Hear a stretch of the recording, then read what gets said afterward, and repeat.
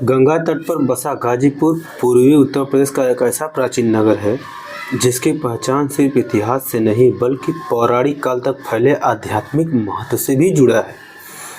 कहा जाता है कि गाजीपुर क्षेत्र का मूल नाम गाधीपुर या गाधियापुर था, जो महर्षि विश्वामित्र के पिता राजा गाधी के नाम पर पड़ा।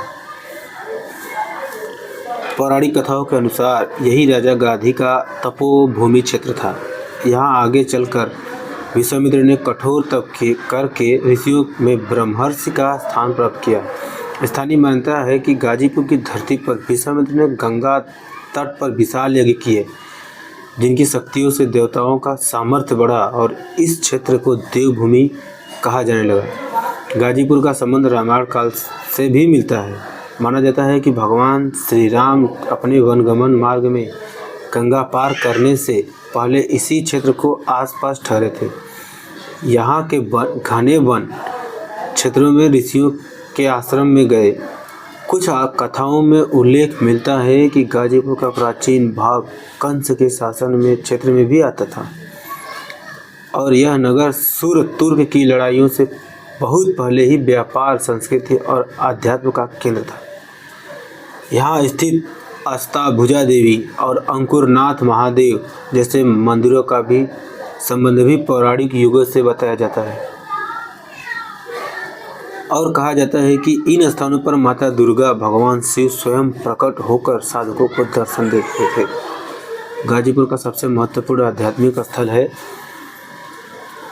महर्षि विश्वामित्र की तपस्थली, जिसे आज भी स्थानीय लोग अद्भुत ऊर्जा का स्थान मानते हैं। मानता है कि जब विश्वामित्र ने गहन तपस्या की तो उनकी शक्ति से इंद्रदेव चिंतित हुए और मेनका को उनके तप भंग करने के लिए भेजा गया। यह कथा विश्वामित्र और मेनका का प्रसंग गाजीपुर के निकट स्थित गंगा तटों से जोड़ा जाता है और आज भी यहाँ के गंगा घाटों के आसपास कई स्थानों पर इस कथा की झलक मिलती है। गाजीपुर क्षेत्र में अनेक पुरातन शिवालय है, जिसका संबंध वह समय बताया जाता है जब राजा गाधी विश्वामित्र पंथ गंगा नदी की पवित्र धारा के रूप में मानकर पूजा अनुष्ठान करते थे।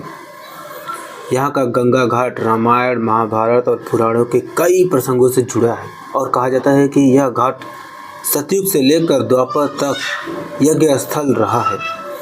महत्वपूर्ण तथ्य यह भी है गाजीपुर गंगा नदी के ऐसे हिस्से पर स्थित है जहाँ गंगा का प्रवाह अत्यंत शांत और सौम्य और आध्यात्मिक माना जाता है। पुराणों में वर्णन है कि जहाँ गंगा शांत होकर बहती है वहाँ तपस्या और साधना फलदायी होती है। इसी कारण से यहाँ प्राचीन काल में ऋषि मुनि निवास करते थे। आगे चलकर बौद्ध काल में भी यह क्षेत्र आस्था और विज्ञान का केंद्र रहा। कहा जाता है कि भगवान बुद्ध ने भी सारनाथ और कौशाम्बी जाते समय गाजीपुर के आसपास के मार्गों से होकर यात्रा की थी। यहाँ के प्राचीन धरहरा, विजयपुर, गहमर और सैदपुर क्षेत्रों में कई पुरातात्विक अवशेष मिले हैं, जो इस बात का संदेश देते हैं कि यह हिस्सा हजारों साल से सतत सभ्यता का केंद्र रहा है। गाजीपुर का उल्लेख स्कंद पुराण में भी मिलता है, जिसमें यहाँ के गंगा तटों को पुण्यदायी कहा गया है। पुराणों में वर्णन मिलता है कि गाजीपुर के आसपास यज्ञ कर देने से कई जन्मों के पाप मिट जाते हैं, क्योंकि गंगा की विशेष धारा यहाँ के विशुद्ध मानी गई है। यही कारण है कि आज भी यहाँ कार्तिक पूर्णिमा, छठ पूजा और गंगा दशहरा पर विशाल धार्मिक आयोजन होते हैं।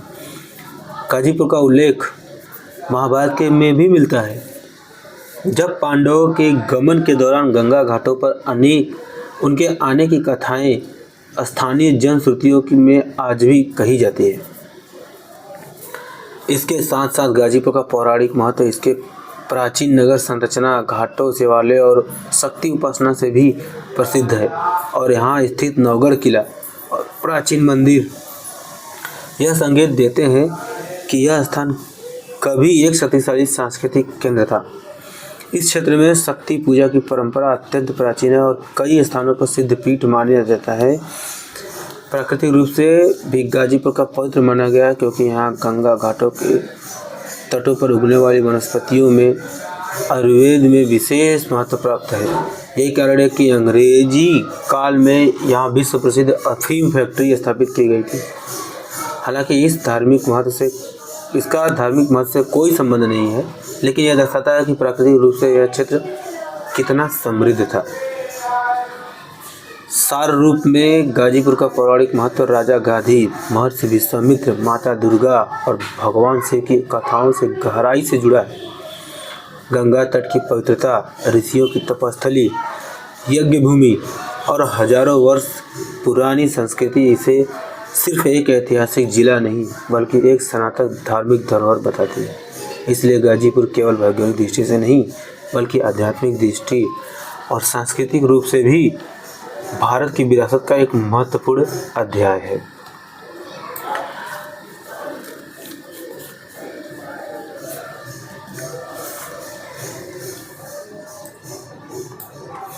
तो इस वीडियो में आपको गाजीपुर की पौराणिक कथा, ऐतिहासिक तथ्य और वह सब मिलेगा जो सच में देवभूमि बनाता है। अगर आप पौराणिक कथाओं, इतिहास, भारतीय इतिहास और धार्मिक स्थानों में रुचि रखते हैं तो यह वीडियो आपके लिए है। वीडियो को लाइक, शेयर और सब्सक्राइब जरूर करें। Thank you very much.